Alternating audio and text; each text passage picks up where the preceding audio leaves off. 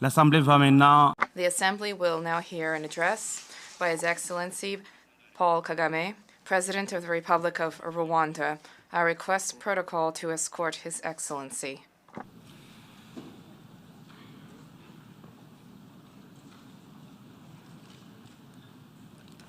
au nom de l'Assemblée générale, On behalf of the General Assembly, I have the honor to welcome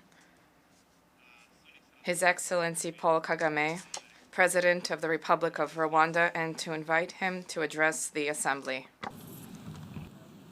President of the General Assembly, Secretary General, Excellencies, Heads of State and Government, distinguished delegates.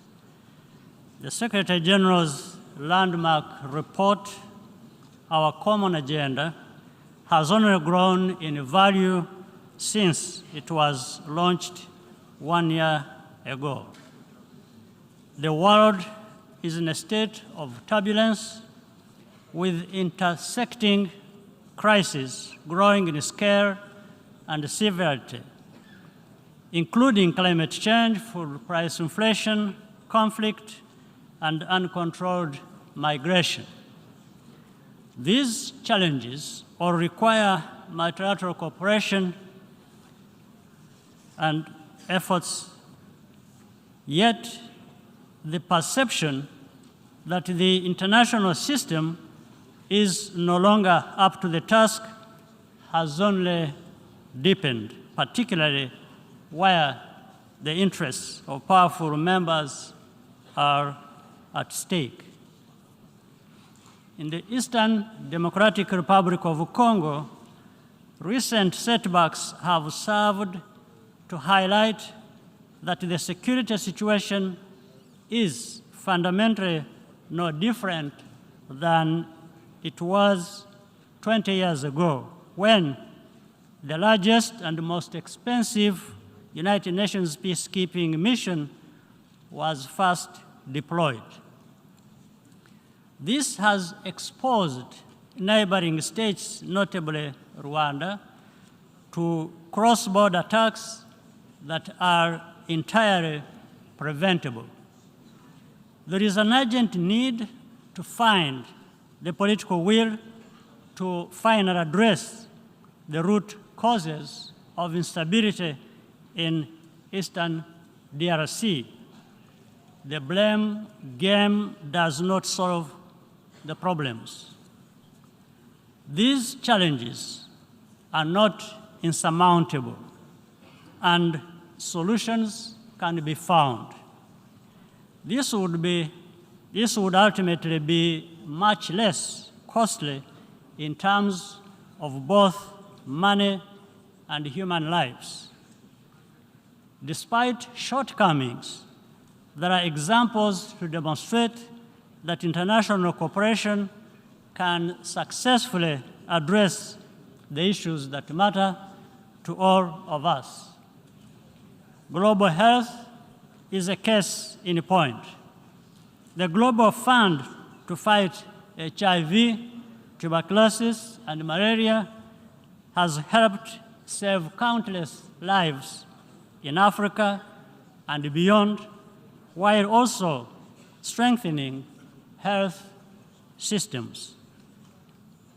I hope that all countries will respond strongly and sustain their commitments at the 7th Global Fund replenishment session, chaired by President Biden later today. Africa is doing its part, but must do more. For sustainability, external funding must go hand in hand with increased domestic financing for health.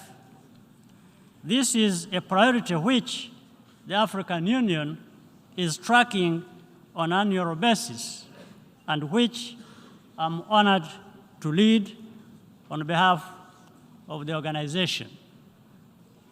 We are also working with partners to bring end-to-end vaccine manufacturing to our continent, notably through collaboration with BioNTech and strong support from the European Union.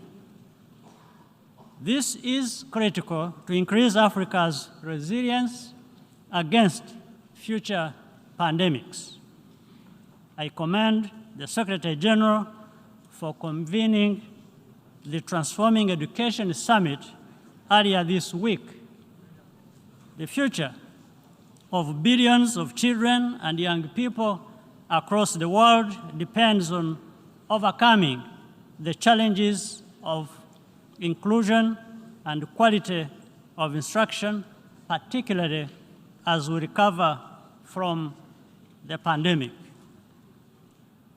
Away from the headlines, the United Nations and other multilateral institutions retained the ability to set an agenda around which we can all rally. At the recent Commonwealth Heads of Government meeting in Kigali, leaders adopted an ambitious program of action, including special instruments on living lands, sustainable urbanization, and child care protection and reform. We also agreed to prioritize public-private partnerships to create digital jobs for young people across the Commonwealth. The future is digital, and transformation is happening now, as evidenced by ongoing work of the Broadband Commission for Sustainable Development and the Smart Africa Secretariat. High-quality digital jobs are a practical response to the underlying drivers of irregular migration by closing the human capital investment gap that separates high and low income countries. To ensure that the benefits are equally shared, we must continue investing equitably in emerging technologies such as artificial intelligence. In the area of peacebuilding and counterterrorism, regional initiatives can complement the important work of the United Nations. Regional and bilateral initiatives have been proven to make a big difference, whether in the Central African Republic or the successful engagement to contain violent extremism in northern Mozambique, conducted by Rwanda and the Southern African Development Community. If this approach were tried properly in DRC, as proposed by the Nairobi process, it would make difference.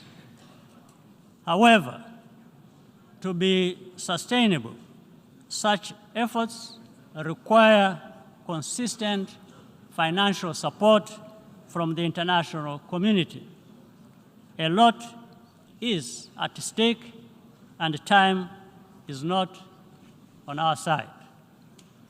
We cannot anticipate or prevent every crisis, but we can be better prepared to react quickly and effectively when needed, especially if we work together.